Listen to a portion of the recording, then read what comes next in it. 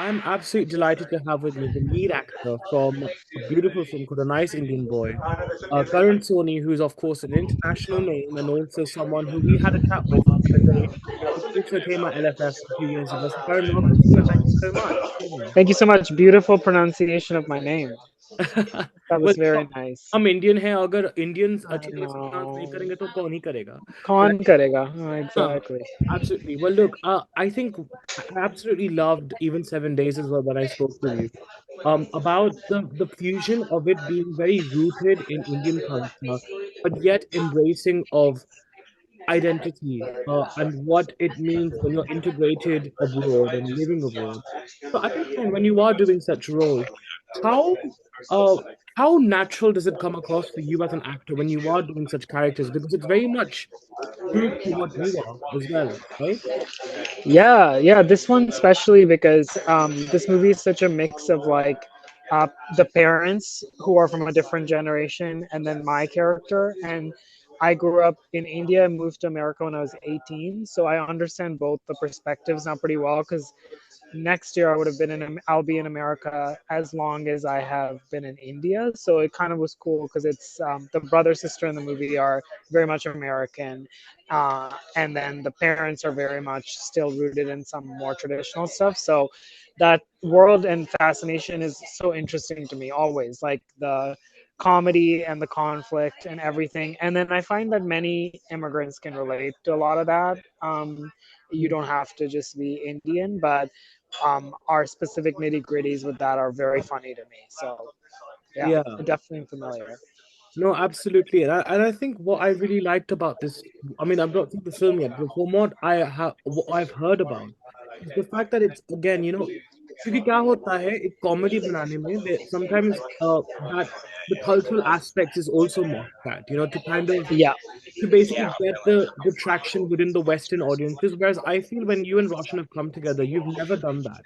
You've always maintained yeah. culture in a very respectful way at the same time of amalgamating it with that. So how important has that balance been? I mean, I guess it's a follow-up for my first question, but the balance. Yeah, totally. No, that's such a good question. It's very important. And actually, we worked on the script for this movie after we found out they wanted us to do it, and that was the main thing we worked on, which was, it's based on a play that was written maybe 12 years ago, so that was updated really well by the screenwriter Eric, and brought into a modern movie format, which is not easy to do, to turn a play into a movie.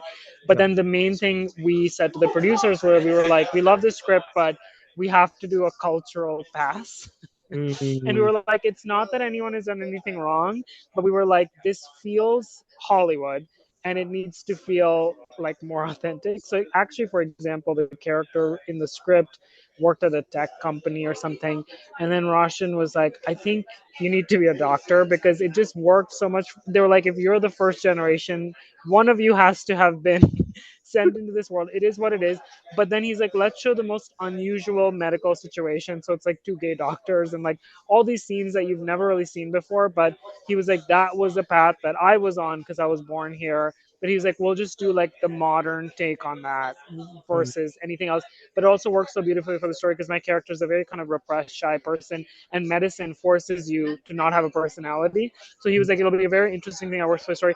So at every aspect, so many different things like that we did was our contribution to it to make it feel like that. And I think for us, we just find our dynamic with our parents and our culture so funny and interesting that we think adding it to a script or something actually makes it more unique and interesting. So we're yeah. not consciously like, would this play well with the whatever? We're always like, what's interesting to us in this world that we find funny, like things that our parents say we put into these movies because we just find it so interesting.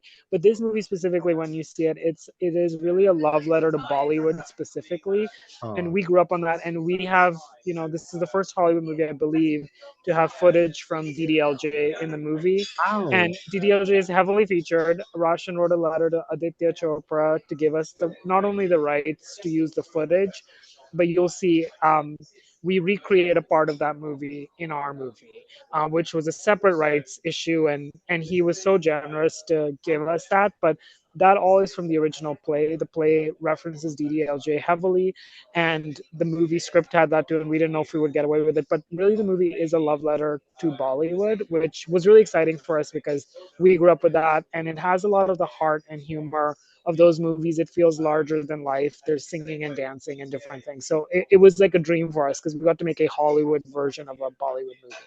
Oh my God, I really need to see this. Like if you Yes, you do. Yeah, I'm so yeah. excited, honestly. This is so brilliant. But Good. do you know what I also love? And I'm glad you mentioned, as I mentioned as well, about identity. I think the LGBTQIA plus roles that you have done, Karan, like I recently watched another film of yours called Paper Flowers. Um, Yeah. Oh, yeah. One beautiful thing that I've loved about the characters that you've done, which are gay, which are part of the community, they're never endorsing too much in the trauma side. It's Yeah. not chest thumping. It's not there to kind of put the community backwards and just look at us in a very pitiful way. It's a very Yeah. positive way, and I love that. So for you, how important has it been to actually do that? Is to ensure that it's never about trauma porn, in the Yeah, character. yeah, yeah. That's such a good question. I'm not very precious about my career.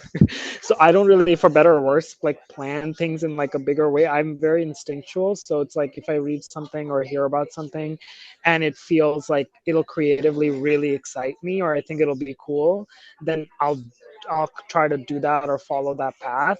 And I think it's just more instinctive of just my where I am at. I'm not in a trauma place, thankfully, currently. So these kind of joyous things I think I'm attracted to more.